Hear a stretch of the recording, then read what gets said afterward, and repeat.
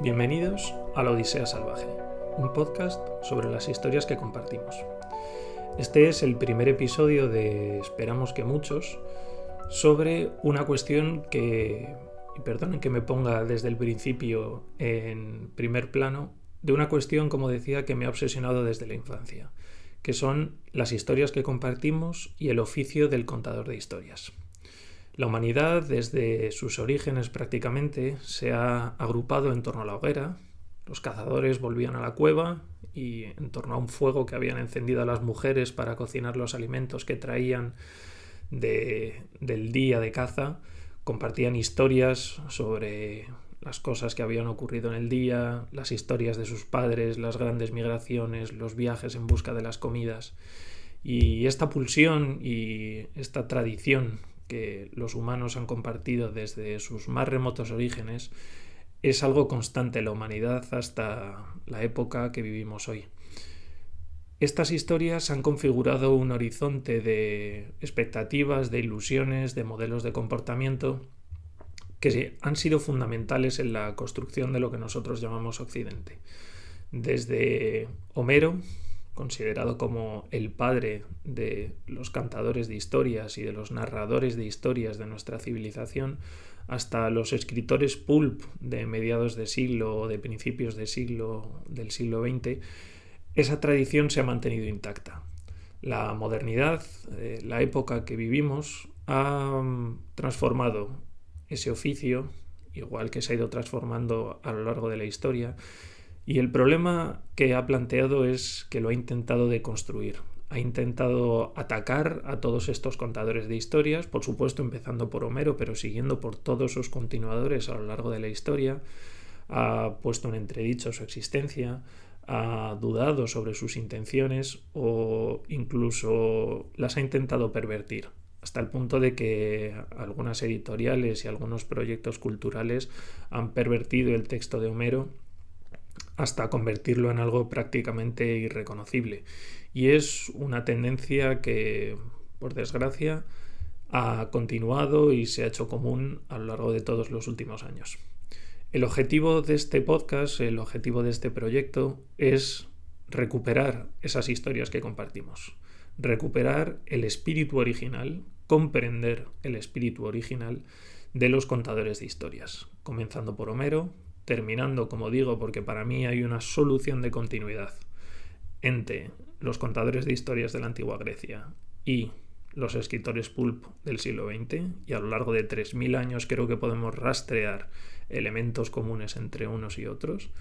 Pues como digo, el objetivo es comprenderlos a cada uno de ellos en sus distintos contextos, comprender qué tienen en común, comprender qué llevó a cada uno de ellos a asumir el arquetipo del contador de historias y divertirnos sobre todo entendiéndoles y siguiendo con ellos sus trayectorias vitales. Como no podía ser de otra manera, este podcast tiene que empezar con el padre de los contadores de historias, con Homero. Lo cierto es que no sabemos mucho de Homero. Durante la antigüedad se escribieron hasta 12 biografías y en la actualidad tenemos muchísimas monografías, muchísimos trabajos donde se siguen las pistas sobre dónde pudo nacer, sobre dónde pudo componer, sobre cómo pudo componer, sobre si era ciego, sobre si era analfabeto, sobre si escribió los poemas, sobre si los dictó. Y lo cierto es que todo está basado en suposiciones, en investigaciones y en estudios, pero la época de Homero no nos legó, más allá de sus textos, ninguna pista sobre su personalidad. Como no podía ser de otra manera, yo quiero empezar este proyecto hablando de ese primer gran contador de historias, intentando acercarnos a él, intentando crear en nuestra cabeza una imagen sobre quién fue, sobre cómo vivió, sobre dónde vivió y sobre por qué nos dejó un texto que es fundacional en la historia de nuestra civilización, como es la Ilíada y más tarde la Odisea. Si comenzamos por el lugar de su nacimiento, en las 12 biografías que se escribieron sobre él en la antigüedad, no hay un consenso en torno a dónde nació, y sigue sin haber consenso a día de hoy. porque no tenemos una partida de nacimiento para seguir el rastro de Homero en algún hospital o en la casa de la parturienta o en la casa de sus padres, ¿verdad? Pero lo cierto es que al menos hubo 4 ciudades que se disputaron el honor de ser la patria homérica, entre ellas Kimi, Esmirna, Colofón y Quíos. Era tradición entre ellas, de hecho, por ejemplo, acuñar moneda con el rostro de Homero, un rostro inventado que de hecho es muy curioso porque como no conocían el rostro de Homero, lo que hacían era hasta cierto punto copiar el rostro de Zeus. Que es impresionante, ¿verdad? Que asumieran que el rostro del más grande de los poetas, que el rostro del más grande de los aedos, de los recitadores de poemas de Grecia, se podía asimilar al del padre de todos los dioses. Hay algo enormemente bello y simbólico en ello. Pero bueno, el hecho es que no sabemos dónde nació y aunque se le consagraran los más grandes honores, el conocimiento sobre su vida era muy limitado. Primero porque él tampoco quiso dar nunca pistas sobre su procedencia o sobre su trayectoria en el texto. Se limitó exclusivamente a hablar de lo que ya todos sabemos en la Ilíada y la Odisea. El nombre de Homero incluso está sometido a dudas. Se dice que su nombre original podría haber sido Melés o Melesígenes y que el nombre de Homero, se le habría dado al haber perdido la vista, porque de hecho diferentes autores han considerado que Homero se podría traducir como ciego, aunque otros lo han traducido como rehén. Bien, veremos que esta ceguera, que está sometida a enormes dudas, en realidad no sabemos si Homero era ciego. Hay representaciones en la antigüedad donde se le ve con los ojos abiertos, incluso leyendo, pero lo cierto es que no sabemos si fue ciego. Tampoco sabemos si fue analfabeto, aunque veremos que de eso sí que tenemos razones un poco más fundadas para considerarlo. Bien, la cuestión es que esta ceguera en realidad lo que tiene es un sentido metafórico. Representaría la capacidad del más grande de los poetas para ver más allá de lo que el resto de la humanidad puede ver. Bien, y más allá de estas dudas sobre dónde pudo nacer, sobre cuál era su verdadero nombre o sobre cómo murió, que de hecho algunas leyendas dicen que murió de desesperación en una de las islas Cícladas, cuando unos niños en la playa le plantean una adivinanza que él es incapaz de resolver y eso le hace morir de desesperación. Como digo, más allá de todo esto que son especulaciones, vamos a apoyarnos en un trabajo maravilloso, un libro que me ha encantado, que es Homero y su Ilíada, de Robin Lane Fox, editado en la editorial Crítica muy recientemente, si no me equivoco, un poco antes de las Navidades de 2024, y que con la precisión y la trayectoria de un detective, este helenista Robin Lane Fox, que tiene por ejemplo otra biografía de Alejandro Magno que es maravillosa, se dedica a perseguir distintos rastros en la topografía del lugar, en los recursos literarios que utiliza Homero, en los rastros arqueológicos de Troya, en la lengua que utiliza, digamos, los recursos lingüísticos que utiliza Homero, o en la tradición de los contadores de historias de Europa del Este. A través de todos estos rastros, como digo, va con la precisión de un detective a identificar en qué lugares, si no nació, al menos en qué lugares pudo crecer Homero, o dónde trabajó, durante qué años lo hizo, y sobre estas bases va a intentar crear un perfil de Homero que nos acerque mucho a la figura histórica que quizás fue. Y no lo va a hacer simplemente sobre especulaciones o sobre las biografías de la antigüedad que son demasiado distantes como para tenerlas en serio, sino que lo va a hacer sobre testimonios históricos reales. Y de esta manera nos vamos a intentar acercar al Homero histórico. Bien. El primer argumento sobre el que trabaja Robin Lane Fox, que a mí me parece maravilloso, es que lo más seguro es que Homero conociera Troya. Es decir, que Homero hubiera estado en el lugar físicamente donde las ruinas de Troya se asientan. Troya, como ya sabemos, más allá de los relatos homéricos, es un lugar histórico. Heinrich Schliemann, que hablaremos de las excavaciones de Troya en otro programa, confirmó su existencia, aunque luego digamos que el asentamiento se ha ido diversificando y exactamente las ruinas que encontró Schliemann no son las de la Troya de la que habla Homero, pero habría que también investigar o estudiar si la Troya de la que habló Homero existió realmente o es una variación imaginativa de la Troya histórica. Pero bueno, el hecho es que la Troya histórica existió y, por ejemplo, en los años 20 Emil Forrer la identificó con la ciudad hitita de Bilusa, que es la que Homero llama Ilión. Homero llama a Troya Ilión muchas veces, que esto alguien que no ha leído la Ilíada quizás no lo tenga en mente. Bien, la ubicación de Troya, la Troya histórica, las ruinas que hoy en día son visitables, se encuentran en el extremo noroccidental de la península anatólica, de lo que se conoce como Asia Menor, que es en realidad la costa oriental del Egeo, donde los griegos se asentaron durante centenares de generaciones hasta ser masacrados por los turcos a principios del siglo pasado. Bien, Troya se asienta sobre una región conocida como el Helesponto, que si miran nuestros oyentes los mapas, está muy cerca de los actuales Dardanelos, ese punto donde Grecia y Turquía se estrechan un poquito y custodian el paso del mar Egeo. Bien, Lane Fox argumenta que Homero, a lo largo de todo el poema, de la manera en la que describe la topografía refleja un conocimiento detallado del territorio real, lo cual sugiere que el poeta estuvo allí.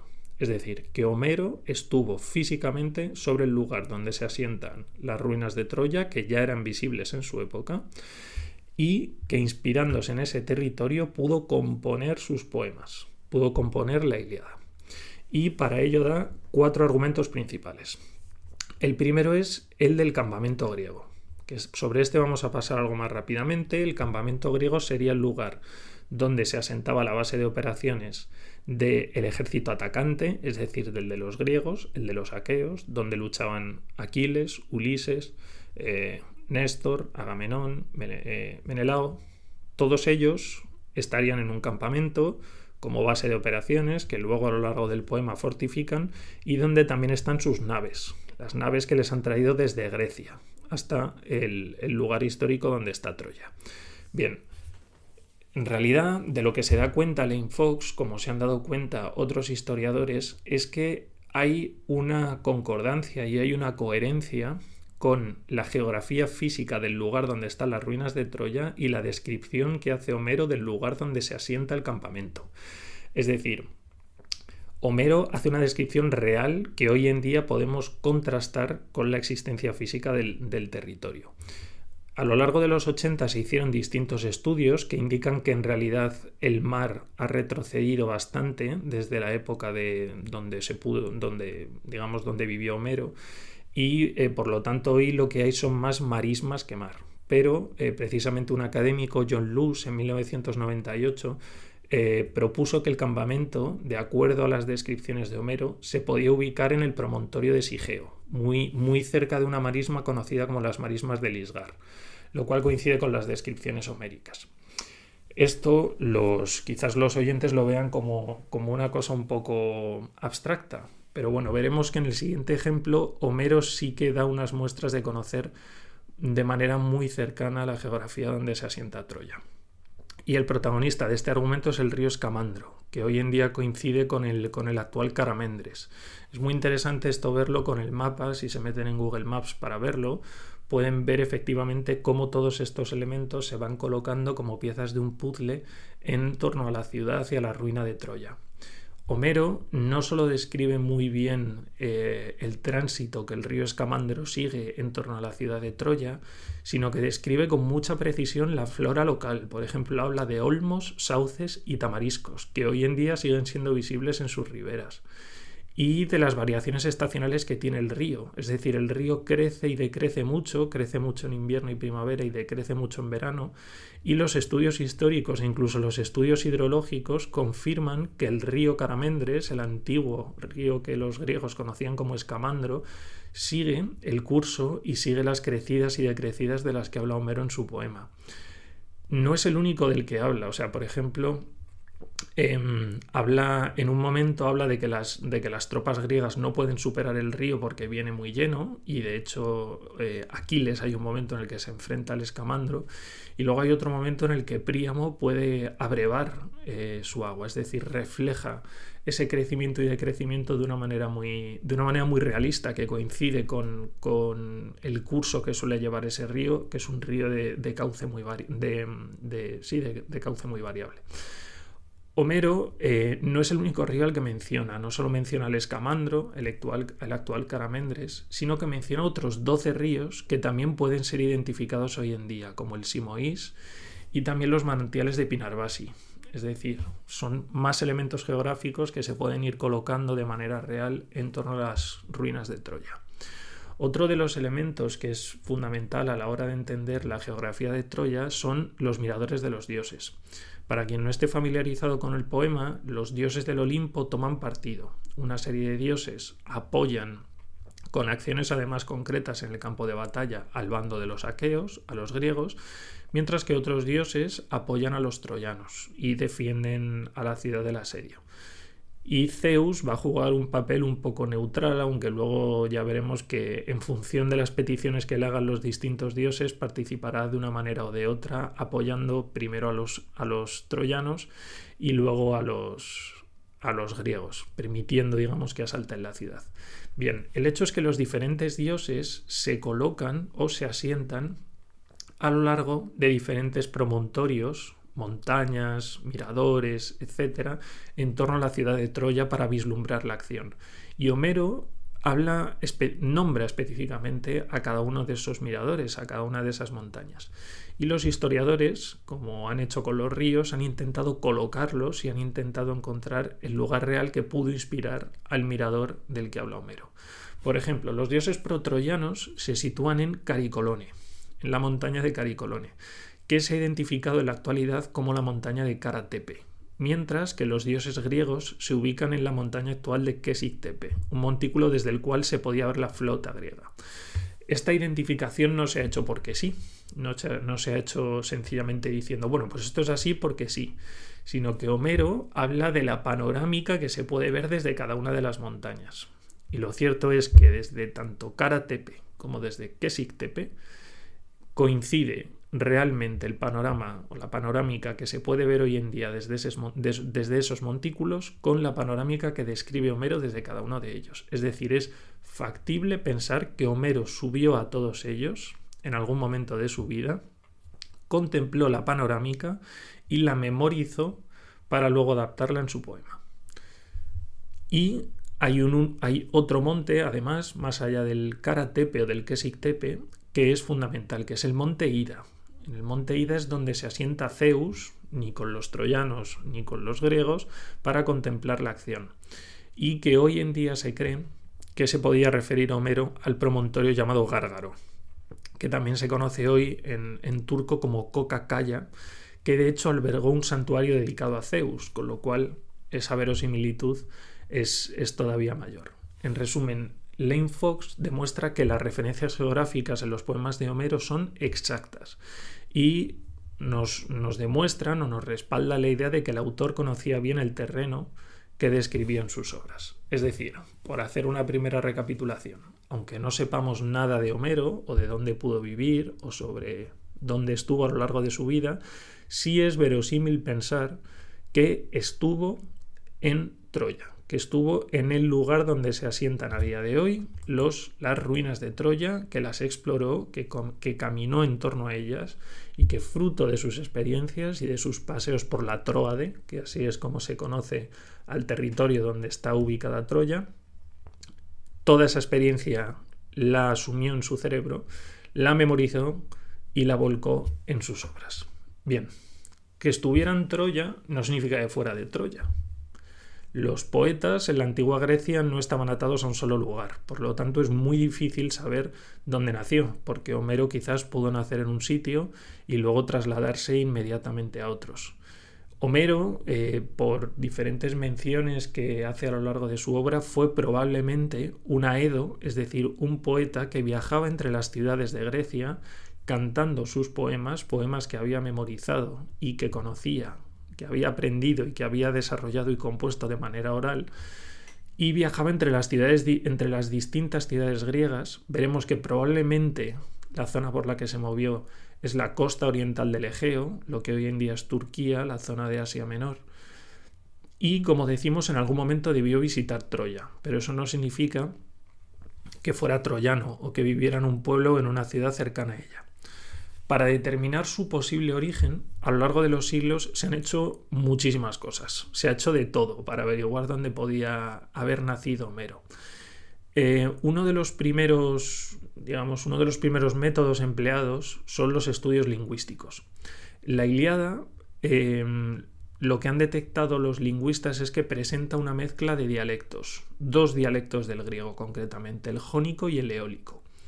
El jónico era hablado en la costa de Asia Menor, esta zona de la que hablamos, en la que seguramente se movió Homero, mientras que el eólico se hablaba concretamente en una zona de Asia Menor y en otras que se asocia normalmente a Lesbos, al Egeo Oriental y a la región de la Troade.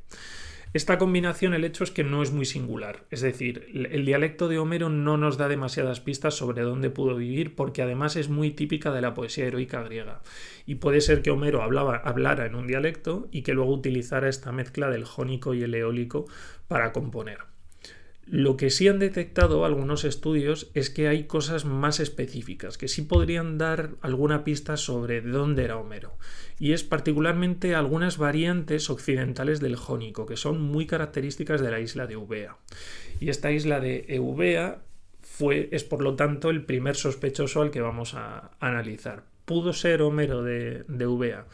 Pues algunos historiadores han considerado que sí, porque en los siglos 9 y 8, que es probablemente en torno a los que compuso Homero, luego intentaremos acotarlo algo más, Eubea fue una isla muy importante y tuvo un papel muy destacado en la colonización tanto del Egeo como del Adriático. El hecho de que Homero, de hecho, hablara de la lejana Arimos, que es el nombre primitivo de una isla volcánica en el Golfo de Nápoles, de la isla de Isquia, que fue colonizada por eubeos, ha hecho que esta teoría de que Homero pudiera ser natural de la isla de Eubea coja fuerza. Hay, digamos, pues esta razón lingüística y este hecho de mencionar a la isla de Arimos, de la cual Homero podría haber escuchado a través de sus vecinos si efectivamente era de Eubea, pues refuerzan el argumento. No obstante, Robin Lane Fox, que es este historiador sobre el que estamos construyendo toda la argumentación, cree que existen demasiados argumentos en contra. Aunque la cuestión lingüística y la mención de Isquia sean relevantes, si Homero hubiera sido natural de Eubea y hubiera querido hacer un homenaje a su tierra, cabría esperar una mayor presencia de la isla, por ejemplo en el catálogo de naves del canto 2. Sin embargo, vamos a matizarlo, porque ese canto en realidad se considera que es uno de los pocos que pudo no haber compuesto Homero.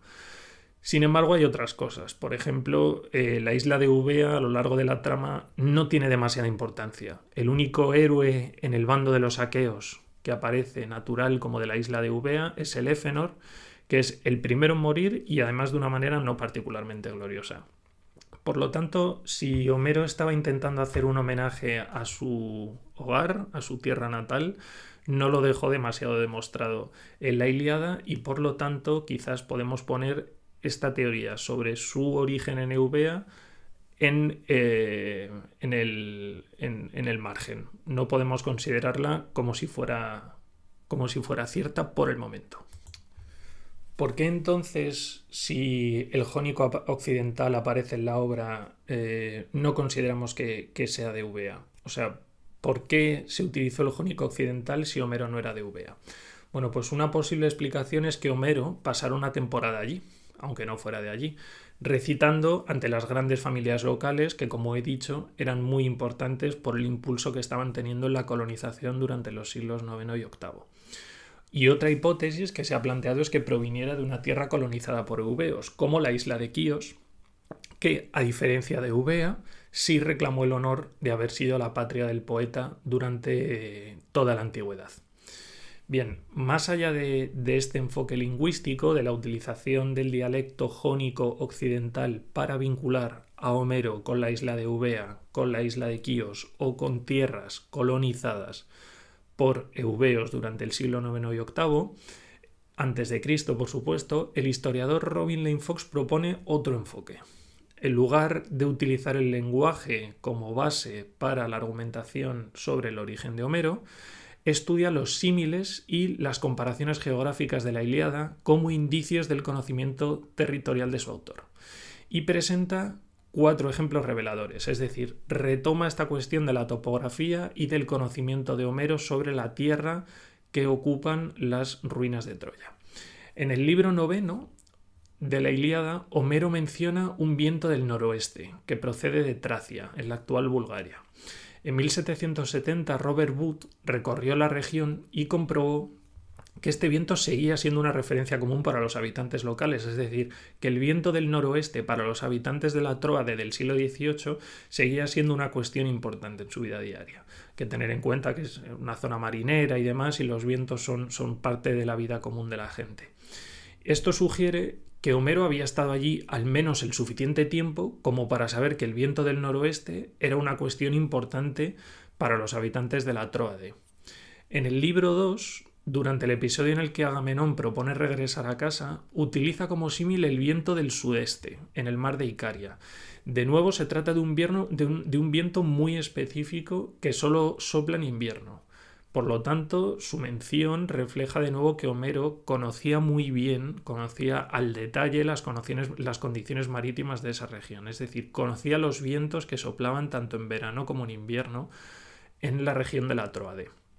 En el libro 20 se refiere a Poseidón como el rey heliconio, que es una denominación muy propia de los jonios que veneraban a Poseidón en el monte Mícala, también en Asia Menor, digamos relativamente cerca de Troya. También en el libro 20 compara el estruendo del ejército con el de gansos y cisnes, que habitan las praderas cercanas al río Caistro, en Asia Occidental. Es decir, vemos que igual que hemos contemplado antes que Homero describe con mucha precisión los lugares físicos en los que ocurre la trama de la Ilíada, también de alguna manera las referencias que hace a cuestiones geográficas o a cuestiones meteorológicas significa que él estaba muy familiarizado con la vida en la Tróade, o por lo menos con la vida en Asia Menor. Por lo tanto, lo que nos dice es que Homero, fuera o no originario de esas tierras, las conocía muy bien y probablemente recitó su obra allí. Y existe además otro detalle significativo, que es que cuando Aquiles conversa con Príamo, menciona a Níobe, la madre que llora a sus hijos asesinados por Apolo y Artemisa. Y este mito parece tener origen precisamente en la región de Asia Menor, en la región de la Jonia, porque está inspirado en una antigua escultura hitita. Los hititas son la cultura que ocupó esa zona antes de la llegada de los griegos. Y es una antigua escultura tallada en una roca y visible desde el camino que va desde la costa de Esmirna al pie del monte Sípilo. Los griegos creían que esta formación rocosa era Níobe. En realidad podía serlo o no, era una escultura hitita, pero consideraban que era Níobe convertida en piedra. Y Homero la menciona, digamos. Entonces, de nuevo, es un argumento que nos refuerza la idea de que Homero conocía muy bien la zona de la Tróade y que pasó el suficiente tiempo allí como para estar familiarizado con su geografía, con su meteorología y con distintas condiciones ambientales. Incluso, nos dice Robin Lane Fox, podría haber viajado más allá de la costa, especialmente por las menciones que hace a Licia, que es una zona en el sureste de Asia Menor, de donde son originarios 2 guerreros aliados de los troyanos, Glauco y Sarpedón, que podían ser un intento de homenajear a Licia, aunque se descarta la posibilidad de que Homero fuera originario de allí. Por lo tanto, en base a todos estos argumentos de los que hemos hablado, la conclusión de Robin Lane Fox es que Homero fue originario de Jonia, es decir, de toda la cultura, de todos los territorios ocupados por Grecia en, por supuesto, la península griega, en la zona oriental del mar Egeo, en todo Asia Menor, e incluso en las colonias que fueron extendiéndose a lo largo del Adriático, del sur de Italia y luego más tarde en el Mediterráneo occidental, lo cierto es que de todos estos lugares lo más razonable es asumir que Homero fue originario de Jonia, es decir, de las colonias griegas asentadas en la costa oriental del Egeo, en lo que hoy conocemos como Asia Menor y como Turquía.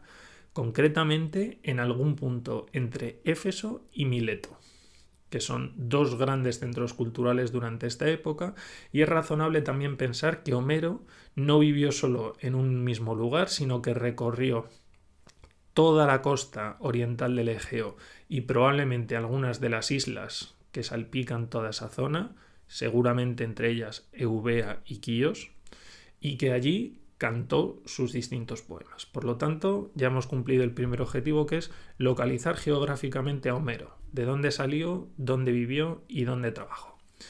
Con esto en mente, podemos abordar el siguiente gran debate. Si ya hemos respondido a la pregunta de dónde era Homero, podemos contestar a una pregunta que en realidad es mucho más relevante, y es si Homero compuso sus poemas, ¿no? Y puede parecer una pregunta baladí, pero en realidad a lo largo de prácticamente los últimos 2000 años, diferentes lectores de la Ilíada y la Odisea se han dedicado a estudiar y a analizar si Homero realmente existió, si Homero eran muchos Homeros, o si la composición de la Ilíada se tiene que achacar más a una obra colectiva que a una obra individual, consecuencia del trabajo de un solo autor. Sobre esta cuestión ha habido principalmente dos posturas, la de los analistas y la de los unionistas. Los analistas han partido de una premisa fundamental, que es que el poema es fragmentario. Sostienen que Homero no fue una persona concreta, sino una figura simbólica que representa una labor colectiva y progresiva de generaciones de poetas. Según esta visión, la Ilíada sería en realidad el resultado de un proceso evolutivo en el que distintos cantos breves se han ido componiendo y se han transmitido de manera oral para luego ser unidos y ampliados a lo largo de diferentes etapas. Se trata de una teoría muy antigua, tan antigua como casi 2000 años. En el 90 después de Cristo ya el historiador Flavio Josefo comparaba al analfabeto Homero con las escrituras judías, que según él se habían escrito desde tiempos de Moisés, para destacar la distancia temporal y textual entre la tradición oral griega y los textos sagrados hebreos. Muchos años después, muchos siglos después, ya en el Renacimiento, otros autores como Joseph Scaliger en 1560 o Isaac Casaubon en 1580 retoman esta discusión y ya desde una perspectiva más moderna se plantean si las diferencias entre la obra homérica que conservamos y los manuscritos más antiguos y la supuesta composición original oral nos permiten conocer algo de Homero. Es decir, si el poema es algo tan antiguo que ha pasado por diferentes manos y se ha transformado a lo largo de tantos siglos, ¿qué podemos conocer de Homero realmente? ¿Qué es lo verdaderamente homérico, ¿no? Dentro del campo analista de esta teoría de Homero como una figura colectiva o como una figura metafórica de un trabajo colectivo, existen posturas más matizadas. Por ejemplo, Gilbert Murray defendía que la Ilíada, como la Biblia, tendría su origen en leyendas antiguas que con el paso de generaciones fueron modificadas, expurgadas y finalmente compiladas por alguien que luego se denominó Homero, pero que en ningún caso podría considerarse como el autor original. Otra teoría relevante es la que se conoce como la teoría de la bola de nieve. Aquí los autores matizan un poco toda esta postura que hemos estado analizando y consideran que Homero sí es el autor de un núcleo original de poemas donde se habrían ido añadiendo múltiples capas a lo largo del tiempo.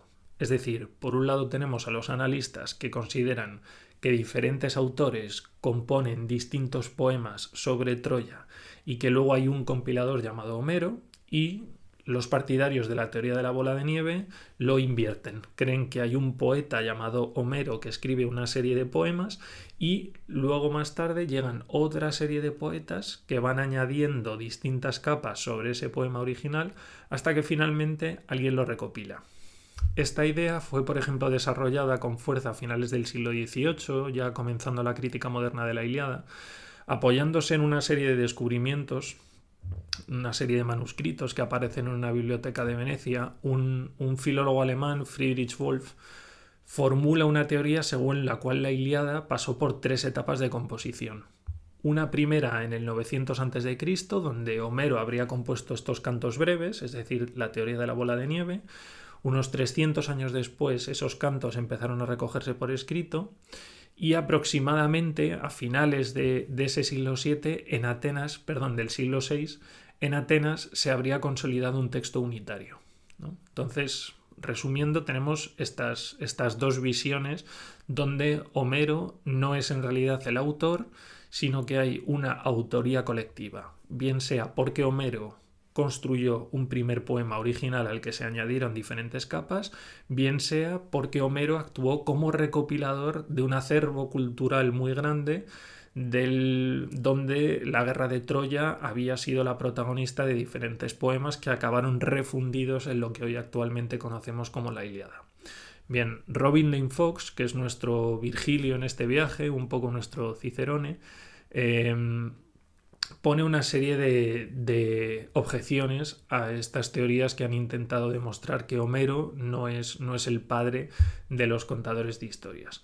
Y esta teoría, frente a la de los analistas, es la teoría unionista. Y vamos a ver algunos de los argumentos que nos pueden demostrar que Homero efectivamente no solo existió, sino que compuso la Ilíada de una manera muy similar a cómo nos ha llegado a día de hoy en su original griego. El primer argumento que defienden los unionistas, los partidarios de un Homero histórico, son los argumentos textuales.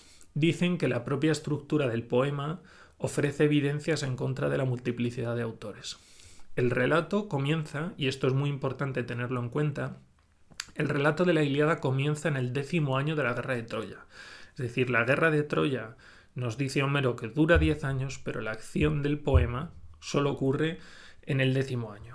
Y cubre un total de 50 días, aunque en realidad esos 50 días la acción se encuentra centrada en solo 20 y los episodios más intensos tienen lugar solo en apenas 4 días. Es decir, hay una concentración temporal y narrativa que nos demuestra que existe una planificación coherente. Por ejemplo, entre los libros 11 y 18 la acción se desarrolla en el transcurso de un solo día de combates. Además, teniendo en cuenta toda esta concentración temporal, es decir, que la acción está muy centrada en unos pocos días, la narración apenas presenta lagunas, es decir, el paso del tiempo es muy regular y controlado. Sabemos prácticamente lo que están haciendo los protagonistas del poema, cuando se levantan, cuando están en la mitad del día comiendo y cuando se acuestan, ¿no? Existe una planificación muy regular del tiempo en la Ilíada. El poema, a diferencia de otros cantares de gesta que sí han podido ser, o de otros poemas épicos que sí han podido ser consecuencia de una acción colectiva, de una obra de refundición y de recapitulación, no es simplemente una serie de escenas yuxtapuestas. Es decir, tiene una estructura narrativa compleja e interna que funciona y donde se emplean recursos como los flashbacks, las anticipaciones o un desarrollo temático muy consistente. Es decir, existe una línea argumental clara y profunda, que es el plan de Zeus. Si recordamos los primeros versos de la Ilíada se dice y así se cumplía el plan de Zeus, que es un plan narrativo que va desde el primer libro hasta el último. Por lo tanto, esta unidad de acción nos dice que existía al menos una mente por detrás que había planificado un origen o un planteamiento, un nudo y un desenlace, por utilizar, digamos, el esquema clásico, aunque sabemos que no es así. Pero existe una unidad temática y una concentración de acción que nos habla de que esa obra colectiva o esa posible refundición es menos creíble de lo que se creen los analistas.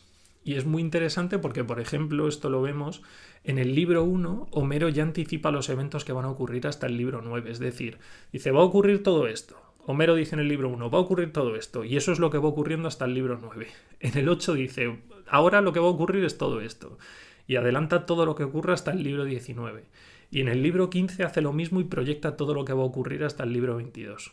Ese nivel de interconexión, de lógica interna, de coherencia y coordinación, no se explica desde una creación colectiva. Es muy difícil que una obra que se ha desarrollado a lo largo de siglos, con diferentes voces, diferentes autores y por lo tanto diferentes intereses, tenga una coherencia y una acción argumental interna tan profunda. No es el único argumento. Además, digamos, de la coherencia de la acción, hay también una coherencia de estilo. La Ilíada mantiene una notable unidad de estilo, de vocabulario y de tono a lo largo de toda la obra. Ya hemos hablado del conocimiento geográfico que demuestra el autor, es decir, las descripciones de los lugares son los mismos al principio, en el medio y el final de la obra. y eso refuerza la idea de una única mente organizadora. Los únicos libros de cuya autoría se ha considerado que hay algo discutible son el libro 2, que son el famoso catálogo de las naves, donde se describen todas las naves de todas las ciudades y quiénes son los capitanes y los reyes que vienen en cada una de ellas, y el libro 10, que es la incursión nocturna de Odiseo y de Diomedes, que es cierto que en todas las ediciones que yo he estado revisando estos días de cara a la preparación de los programas, todas las notas a pie de página dicen que es un libro raro, que no encaja demasiado ni con la unidad de estilo ni con la unidad temática. Es decir, es un libro dentro de la Ilíada que si lo quitas, el resto funciona perfectamente, con lo cual son los dos únicos libros que sí se ha sospechado que puede haber alguna adición, pero todo lo demás sí que es un todo coherente, tanto en el estilo como en el tema. Bien, si por lo tanto aceptamos que Homero existió, que compuso en la costa oriental del Egeo y que además es el responsable de la Ilíada, que no la escribieron otros muchos, que no la escribió una escuela y no se fue conformando a lo largo de los años, sino que hay un único autor, existen una serie de dudas razonables que pueden ser las mismas que tienen los analistas y que tienen nuestros oyentes hoy, que es cómo puede ser que un posible autor analfabeto compusiera oralmente un poema tan sumamente extenso, recordarlo y recitarlo a lo largo de los años, porque la Ilíada es un libro que en sus composiciones, en sus ediciones actuales, por ejemplo la que yo manejo de la editorial Gredos, pues tiene fácilmente 700-800 páginas. Y también pues es una duda razonable plantear cómo llegó el texto hasta nosotros. ¿Quién lo escribió? Si Homero era analfabeto, ¿quién lo escribió? ¿Cuándo y por qué? Si lo hizo Homero, si en realidad no era analfabeto, o si estuvo presente durante el proceso. Y estas cuestiones nos conducen a este gran bloque temático del podcast, que actúa como una refutación complementaria de las teorías analistas, que son el estudio de la oralidad y la transmisión del poema. Lo que pretendemos es, igual que en el argumento anterior ya hemos demostrado, que el texto tiene una serie de características que nos indican que hay una gran mente detrás de ella, comprender ahora cómo es razonable que Homero compusiera un poema tan largo de manera oral y cómo es razonable que nos haya llegado a día de hoy prácticamente intacto. Bien, los distintos estudiosos de la Ilíada han considerado que un elemento fundamental para entender la poesía de Homero es la poesía oral. A lo largo del siglo XIX, ya sabemos que a partir del romanticismo hay un auge de los estudios del folclore, tanto en Europa y Asia Central, de los mitos, las leyendas, los cuentos. A más de 2000 años de la época de Homero, todavía se encontraban en algunas zonas, sobre todo de los Balcanes y Europa del Este y de Asia Central, poetas analfabetos capaces de componer y recitar poemas, tanto cortos como extensos. En este sentido, en la década de 1920 se produce en el campo de los estudios del folclore un giro decisivo para la comprensión de Homero. Un investigador estadounidense, Milman Parry, que por su obra y por su vida, porque además es una figura fascinante, que murió asesinado, se piensa que por su mujer, de un disparo en una habitación de un hotel de Nueva York, que quizás se merece un episodio propio en el podcast y quizás lo hagamos. Bien, pero el hecho es que Milman Parry viajó por Yugoslavia y los Balcanes durante la década de los años 20, terminada la Primera Guerra Mundial, estudiando a estos poetas orales locales. Y sus descubrimientos revolucionaron la comprensión y el estudio de Homero.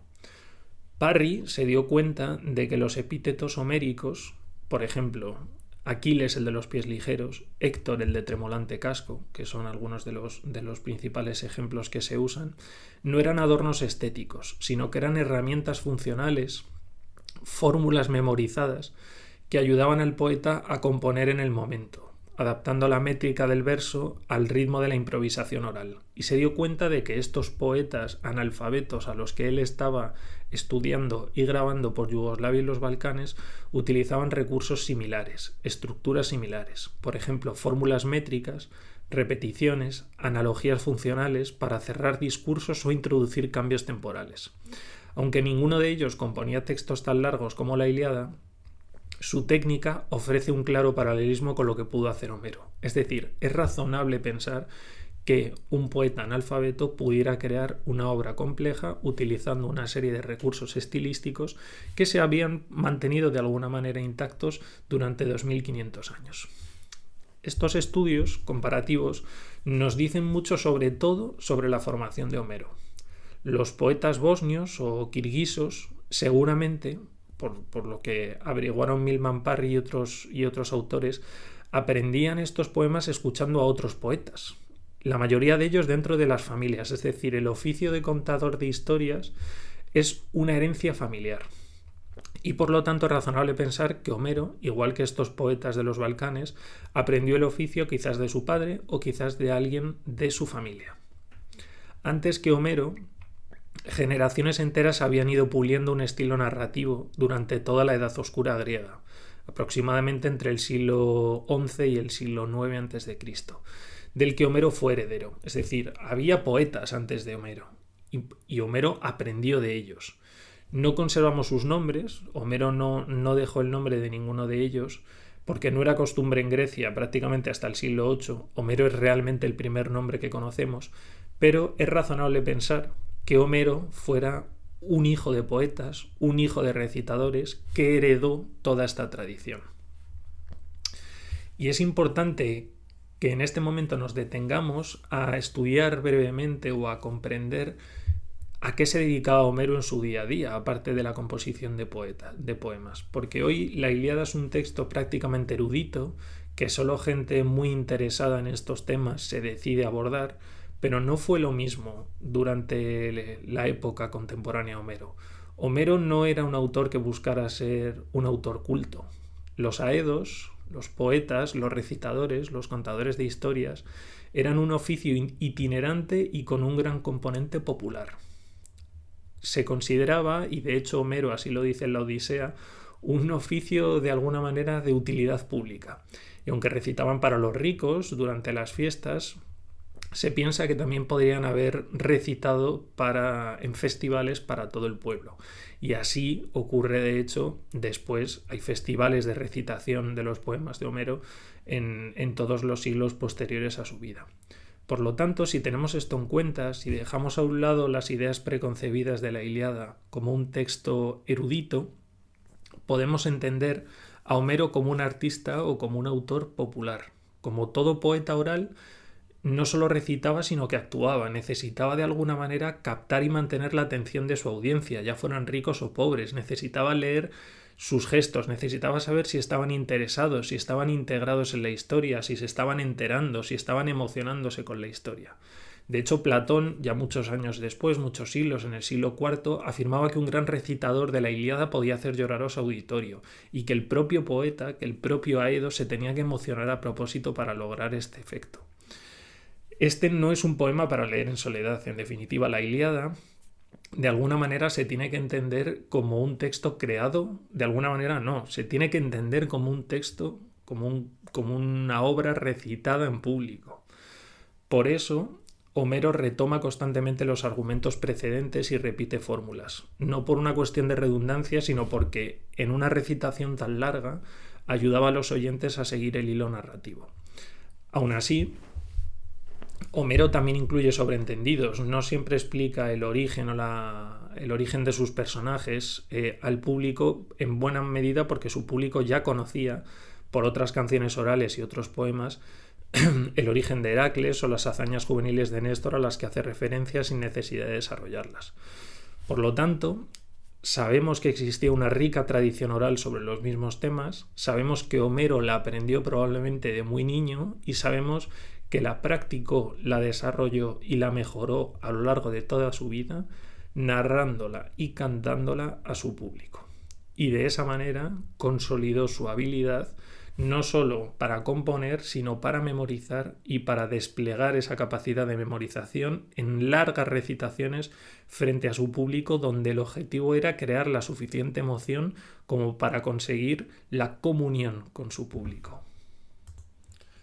Por lo tanto, ya no solo sabemos dónde trabajó Homero, que sabemos que fue en la Tróade y que conoció con mucha precisión toda la geografía del lugar, no solo sabemos que es factible frente a las teorías de los analistas que la obra fuera creada por un solo autor, y además ahora sabemos que es factible que este autor fuera o no fuera analfabeto, que lo analizaremos a continuación, compusiera de manera oral todo el poema, lo procesara de manera oral y luego lo transmitiera a su público siempre de manera oral, sin la necesidad del soporte escrito. Porque como hemos visto, existe toda una corriente de estudios que han demostrado que en sociedades analfabetas, o que hasta hace poco eran analfabetas, existían poetas orales que eran capaces de trabajar y de componer larguísimos textos sin la necesidad del soporte escrito. Bien, si esto era factible, nos lleva a plantearnos tres grandes hipótesis. Es decir, ya hemos asumido que Homero era una sola persona, que no era un grupo colectivo de gente, y hemos afirmado o hemos demostrado que es posible que compusiera de manera oral el poema. Bien, esto nos lleva a las tres grandes hipótesis sobre la relación de Homero con la escritura. Es decir, la primera, que Homero era analfabeto y que componía durante las actuaciones. Es decir, que el poema se transmitió oralmente hasta que en algún momento posterior alguien lo escribió. Una segunda hipótesis, que es que Homero era analfabeto y lo dictó, porque de hecho existen algunos precedentes de dictado en otras culturas, como hizo el propio Milman Parry con los poetas de los Balcanes. Y una tercera hipótesis, que es que Homero sabía leer y escribir y que dejó el texto por escrito él mismo, ¿no? Es decir, ¿por qué es importante plantearse estas preguntas? Porque si confirmamos, si consideramos que Homero fue autor de la Ilíada y que el componente oral fue fundamental en su composición y en su transmisión, nos hace preguntarnos por qué nos ha llegado a día de hoy, es decir, ¿quién lo vertió a la lengua escrita? Bien, si consideramos la primera hipótesis, que Homero era analfabeto, que componía durante las actuaciones y que el poema se transmitió oralmente hasta que algún buen samaritano decidió ponerlo por escrito, en realidad estamos hasta cierto punto dando certeza o dando validez a la visión de los analistas. Si la Ilíada hubiera evolucionado libremente durante generaciones de manera oral y luego hubiera sido puesto por escrito, sería lógico encontrar elementos primero más modernos en el texto y luego no encontrar una unidad temática y una unidad de estilo tan consolidada como la que encontramos en el texto. Hay diferentes estudios, como los de Richard Janko en los años 80, que han demostrado que el lenguaje de la Ilíada es más arcaico que el de la Odisea. Y además no hay referencias, por ejemplo, en el poema a elementos materiales posteriores, como la moneda, que es un elemento del siglo VII.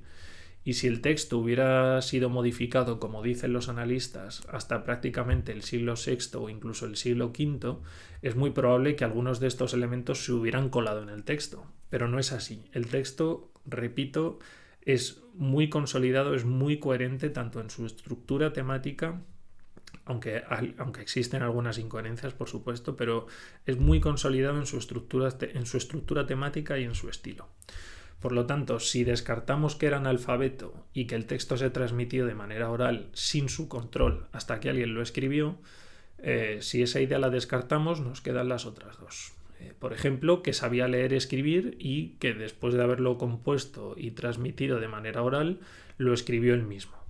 Es una opción plausible, podríamos vislumbrar perfectamente a un Homero que llega a la ciudad de Mileto con un pequeño texto escrito y que lo utiliza como referencia para recitar, pero este argumento tiene un gran inconveniente, que son las incoherencias internas del texto.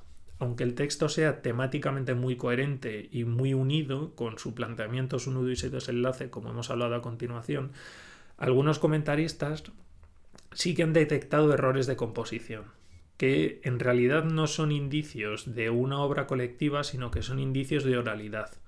No prueban que Homero fuera imbécil, ni que fuera descuidado componiendo, sino sencillamente que cuando estaba recitando o cuando estaba dictando no tenía opción a corregir y por lo tanto es normal que en un poema tan largo existieran errores.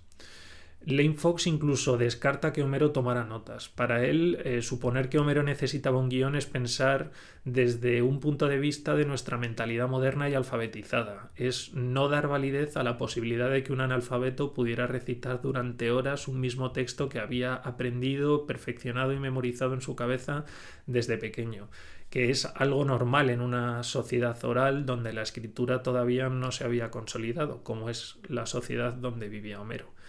Por lo tanto, si no podemos considerar que Homero era alguien alfabetizado que pudo leer y escribir, que pudo componer y escribir la Ilíada, y no podemos suponer que era alguien completamente analfabeto que perdió el control de su texto hasta que alguien muchos siglos después decidió escribirlo, solo nos queda una opción.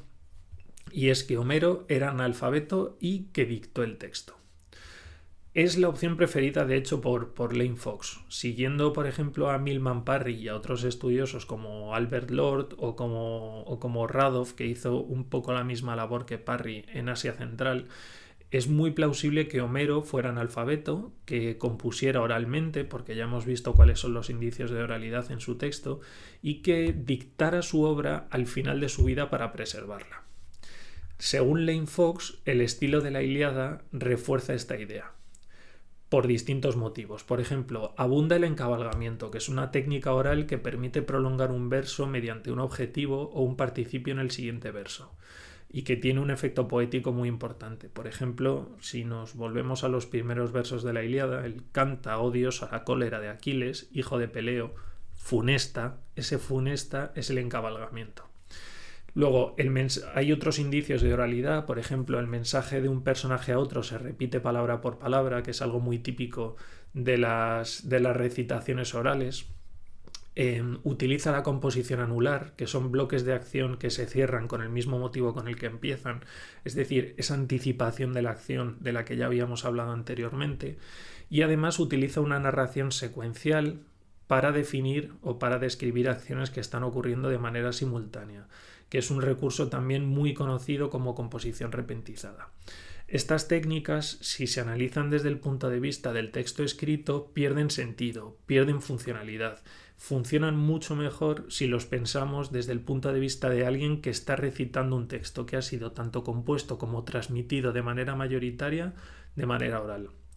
Pero claro, si suponemos que Homero era analfabeto y que compuso de manera oral el poema, nos queda la pregunta de por qué narices lo iba a querer dictar, ¿no? Y aquí entramos en el terreno de la pura hipótesis y de la especulación. Lane Fox dice que existen dos grandes explicaciones históricas que se han dado a por qué Homero quiso dictar el poema. La primera es la imitativa. Homero o su entorno quizás quisieron imitar los poemas épicos escritos desde Oriente Próximo, como el Gilgamesh, pero Lane Fox no considera que esto sea probable porque no creen que el Gilgamesh y otros textos tuvieran tanta influencia en la Jonia de la época. Y existe otra teoría, la llamada teoría ideológica, que dice que la Ilíada sería una justificación política del poder de los reyes griegos, es decir, que el texto sería una manera de engrandecer el poder de los reyes y que Agamenón sería de alguna manera el rey perfecto en la Ilíada. Pero es una teoría que tampoco se sostiene demasiado bien porque Agamenón no sale especialmente bien parado en el poema.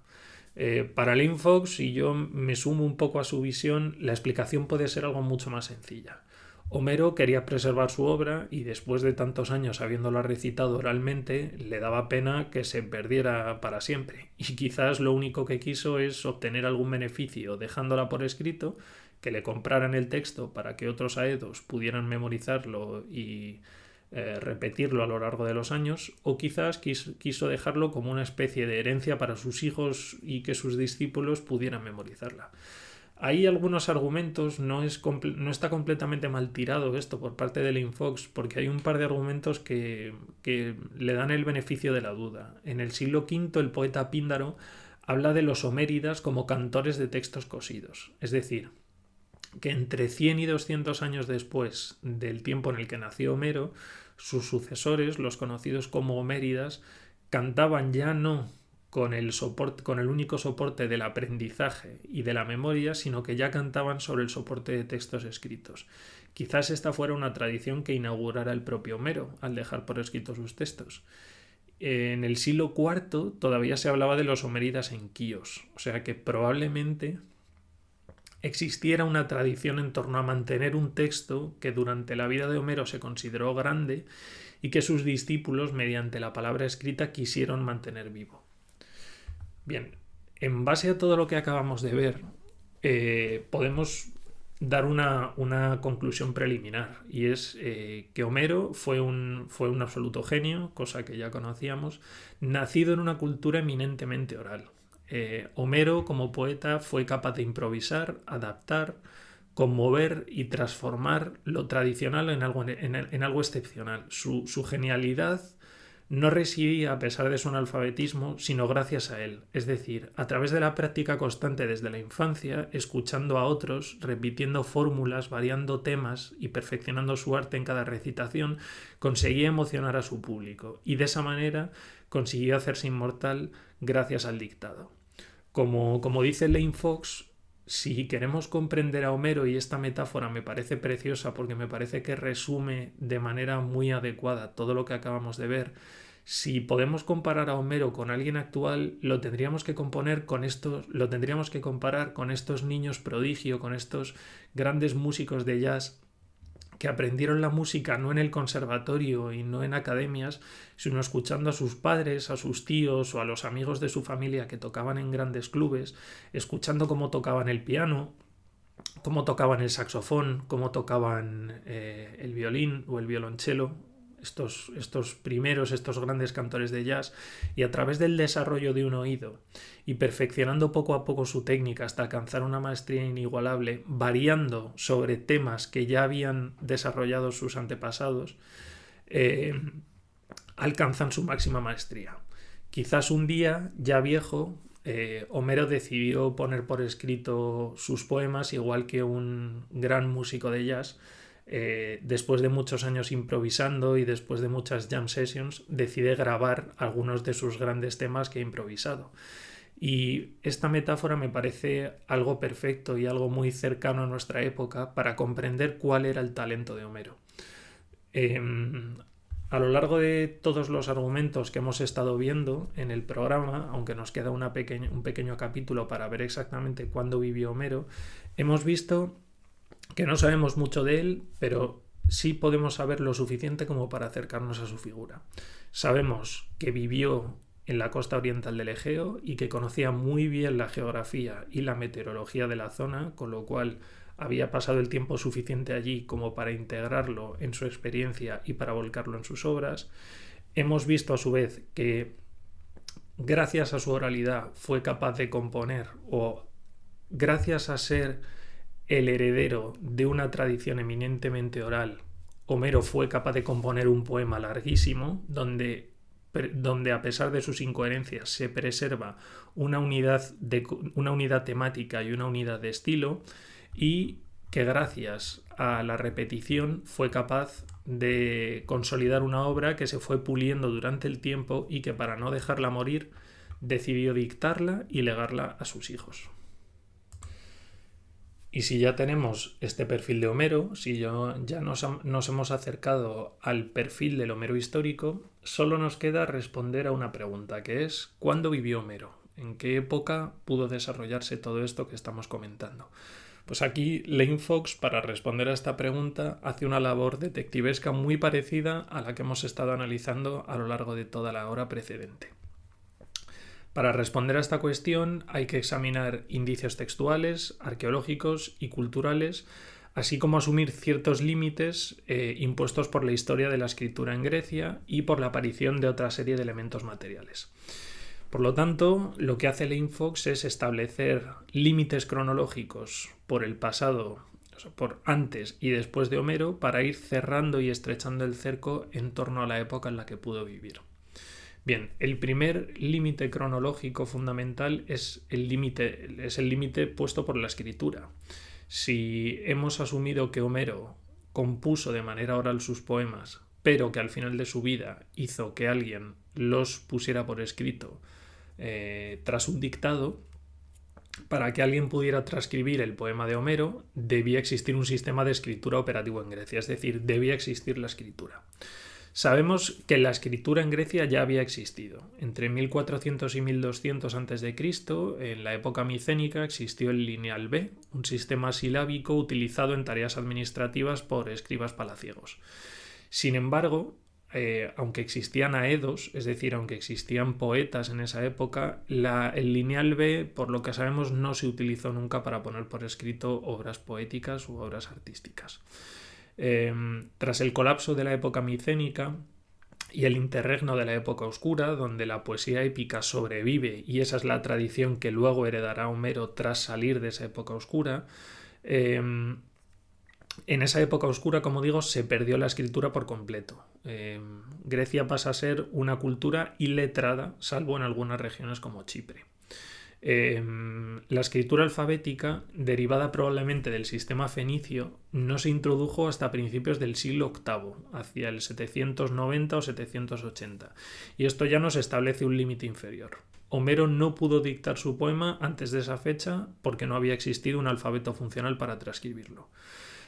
Curiosamente, en la Ilíada no existe ninguna mención a la escritura, lo que podría estar en consonancia con este umbral, es decir, acercar a esa fecha la composición de la Ilíada. Algunos autores, como por ejemplo Theodore Whitgary o Barry Powell, han propuesto que hay una consonancia entre la composición de la Ilíada, Homero y la aparición del alfabeto, porque creen que el alfabeto griego podría haber sido creado precisamente para registrar los poemas de Homero. Es decir, que el alfabeto sería una manera de consignar todas esas historias que antes se habían trasladado de manera oral. Aunque la teoría es atractiva y desde luego sugestiva, los hallazgos arqueológicos sugieren que los primeros usos del alfabeto en realidad fueron mucho más prácticos, cotidianos, diarios, y en realidad tenían que ver con la administración y con la intendencia, igual que había sido en el pasado el lineal B. Aún así, hay elementos que invitan a matizar esta conclusión. Por ejemplo, porque algunas de las primeras inscripciones griegas están escritas en hexámetros, que es el mismo verso que utiliza Homero, el hexámetro dactílico. Una de ellas aparece, por ejemplo, en una jarra de vino hallada en Atenas en 1871 y que está datada a mediados del siglo VIII, con lo cual coincide más o menos con el inicio de la escritura y con la fecha que se asume para los poemas homéricos. Pero hay un hallazgo mucho más sugerente, que es la llamada Copa de Néstor. En la Copa de Néstor, que se encuentra en la isla de Isquia, si recordamos del principio del programa, Isquia es esta isla en el Golfo de Nápoles que los eubeos, los griegos de la isla de Eubea, habían colonizado, pues en esta isla se encuentra una copa fechada hacia el 720, es decir, ya para finales del siglo VIII, que lleva la siguiente inscripción. Dice: yo soy la copa de Néstor, buena para beber. A quien beba de esta copa lo embargará de inmediato el deseo de Afrodita, la de bella corona. Para Robin Lane Fox no hay duda de que este Néstor, al que hace referencia, es el Néstor homérico, que es el anciano rey que en el libro 11 de la Ilíada habla de una copa magnífica traída de Pilos. Y esta inscripción sería entonces la primera referencia escrita a la tradición homérica, y la copa de alguna manera parece incluso una contrabroma. Si la copa de Néstor era un símbolo de hombría y de guerra, esta copa lo es de amor, una especie de haz el amor y no la guerra de un griego cachondo de finales del siglo VIII. Hay otras referencias que vamos poniendo límites, es decir, ya sabemos que el poema, si se puso por escrito, tuvo que ser a partir del siglo VIII, pero sabemos ya que en el siglo VIII, como demuestra la Copa de Néstor, ya hay algunas referencias escritas, por lo menos a finales del siglo VIII, en el 720, ya hay referencias a Homero y a la Ilíada. Por lo tanto, entre el 790, que se populariza la escritura, y entre el 720, que ya hay una prueba escrita, entre esos 70 años ya podemos empezar a localizar a Homero. Pero tenemos más pruebas para ir estrechando todavía más el cerco. Más allá de las piezas materiales, que a veces pueden ser elusivas y que las dataciones pueden contener errores, hay algunas alusiones literarias tempranas que refuerzan la cronología que estamos haciendo junto a Lane Fox. Por ejemplo, Tirteo, un poeta elegíaco militar espartano del siglo VII, alude a la súplica de Príamo a Héctor para que huya de Aquiles. Alceo, ya en el 610 a.C., menciona la promesa de Zeus a Tetis, que es una clara evocación de la Ilíada. Y Hesíodo, que escribe su teogonía en el 710 a.C., invoca a las musas que dicen homearán, la palabra es homerousai, que es un término que significa tanto cantar al unísono como cantar con Homero. Es decir, ya en el 710 Hesíodo homenajea de alguna manera a Homero. Estos indicios textuales establecen un segundo límite, es decir, que Homero debió vivir antes que Hesíodo, que es del 710, más o menos coincidiendo con la Copa de Néstor y la llegada del alfabeto al principios del siglo VIII. Ya hemos establecido esas fronteras en base a criterios literarios, o a testimonios literarios, a testimonios materiales y a la llegada arqueológica de la de la escritura a Grecia. Bien, hay otros elementos materiales y anacronismos en la Ilíada. Varios detalles del poema permiten acotar más la cronología. Por ejemplo, la Ilíada menciona templos que no existen en época micénica. El culto se hacía en santuarios. Describe unos pendientes de Hera fabricados con una técnica de granulación que se introduce desde Oriente Medio hacia el siglo IX a.C. y que está documentada, por ejemplo, en yacimientos de Chipre. Por otro lado, menciona a los frigios, que se establecen en Gordio en el siglo X o en el IX. También alude a Sidón, la ciudad de Fenicia, que vive un gran esplendor en el siglo VIII, pero es destruida en el siglo VII. Y habla también de Árimos, junto al Golfo de Nápoles, que, como decimos, había sido colonizado por eubeos a inicios del siglo VIII. Por otra parte, hay una serie de ausencias reveladoras en el poema. No menciona la moneda, que se introduce a finales del siglo VII, ni el alfabeto, ni la caballería organizada, ni los simposios, ni distinciones entre los griegos jónicos y dorios. No hace referencia a una serie de hechos políticos importantes como la caída de los reyes de Licia o la transformación que vive la infantería griega a finales del siglo VII. Por lo tanto, todos estos silencios refuerzan la idea de que el poema se compuso antes de que estos fenómenos fueran parte de la vida griega cotidiana. Por lo tanto, teniendo en cuenta los dos límites temporales que hemos puesto, por un lado la aparición de la escritura, por otra parte las menciones que hace Hesíodo o el homenaje que hace Hesíodo en la teogonía a Homero y todos estos factores contextuales que acabamos de mencionar, reuniendo todas estas pistas, Robin Lane Fox cree que se puede situar fácilmente a Homero en algún punto intermedio entre los años 750 y 700 a.C., como hemos dicho, en algún lugar de la costa oriental del Egeo. Antes no habría existido escritura para transcribir su obra. Después habría referencias en sus textos a realidades que él, sin duda, no menciona. Además, sabemos que el lenguaje de la Ilíada es más arcaico que el de Hesíodo y el nombre de los autores solo empezó a conservarse desde finales del siglo VIII. Por lo tanto, si Homero hubiera vivido más tarde, quizás habríamos conocido a sus maestros, igual que conocemos su propio nombre. Por lo tanto, en base a todo lo que hemos analizado a lo largo de los minutos anteriores, ya podemos terminar todo ese perfil de Homero. Toda esta labor detectivesca que hemos hecho junto a Robin Lane Fox para intentar localizar geográficamente, temporalmente y de describir la trayectoria vital de Homero, podemos terminarla y resumirla en unas pequeñas frases. Homero vivió, desde luego, en la costa oriental del Egeo, en la zona que conocemos como Asia Menor, quizás cerca de Mileto. Vivió en el siglo VIII, seguramente entre los años 750 y 700 a.C.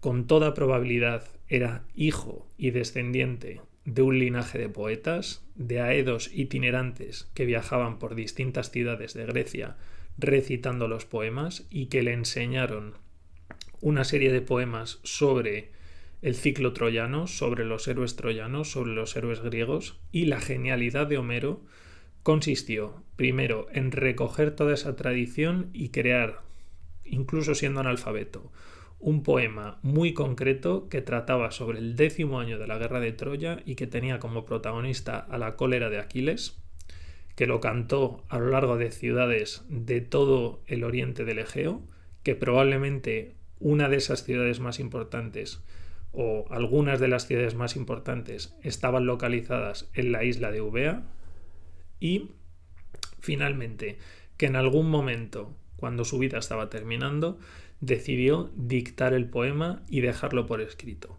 quizás para dejarlo en herencia a sus hijos, quizás en un gesto de pervivencia para no permitir que su poema se perdiera. De esta manera fue el primero en dejar un rastro de su obra, fue el primero en un mundo recién alfabetizado dejar restos por escrito de una época donde el alfabeto, donde la palabra escrita no existía, y dejar testimonio del nacimiento de una nueva Grecia sobre las ruinas, sobre las cenizas de una Grecia heroica y de una Grecia mitológica cuya tradición él había integrado. Fue el último heredero de una tradición oral milenaria y a la vez el primer autor que de alguna manera supo trascenderla. Con esto terminamos el programa de hoy. Esperamos que haya sido de su agrado, esperamos que nos acompañen en los siguientes programas y esperamos sobre todo que hayamos podido acercar la figura de Homero y la sientan como alguien más cercano, alguien más visible y alguien más comprensible. Hasta la próxima.